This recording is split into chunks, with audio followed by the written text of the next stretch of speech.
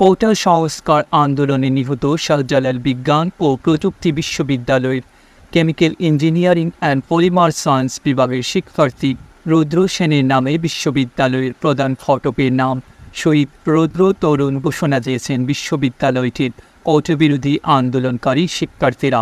শুক্রবার ২৬ জুলাই জুমার নামাজের পর বৈষম্য বিরোধী ছাত্র আন্দোলনে নিহতদের জন্য দোয়া শেষে সাবের একদল শিক্ষার্থী ৯ দফা দাবিতে শহরের বিভিন্ন স্থানে গণসংযোগ করেন। পরবর্তীতে বিকেল ৩টার দিকে প্রধান ফটকের সামনে অবস্থান নিয়ে প্রধান ফটকের নাম শহীদ রুদ্র তরুণ ঘোষণা দেন। আমরা আজকে শহীদদের স্মরণে আমাদের ক্যাম্পাসের ছোট ভাই রুদ্র সেনের স্মরণে এই গেটকে আজকে থেকে এই গেটকে শহীদ রুদ্র তরুণ হিসেবে ঘোষণা করছি।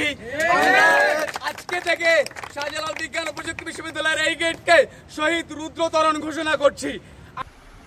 এ সময় আন্দোলনকারীরা ৯ দফা দাবি মেনে না নেওয়া পর্যন্ত আন্দোলন চলবে বলে জানান। দেশবাসী, আপনারা সকলেই জানেন যে ছাত্রদের কোটা সংস্কারের আন্দোলন শান্তিপূর্ণ আন্দোলন ছিল, একটি নিয়মতান্ত্রিক গণতান্ত্রিক আন্দোলন ছিল, একটি সাংবিধানিক আন্দোলন ছিল। সেই আন্দোলনে সরকার ইন্টারনেট বন্ধ করে দিয়ে ডিজিটাল ক্র্যাকডাউনের মাধ্যমে গোটা দেশে ধ্বংসাত্মক নির্মমভাবে হত্যাযজ্ঞ চালিয়েছে এবং আমরা এটা পরিষ্কার করছি, আজকে আর এই আন্দোলন শুধুমাত্র কোটার আন্দোলনের মধ্যে সীমাবদ্ধ নাই। এই আন্দোলন নিরাপদ বাংলাদেশ তৈরির আন্দোলন।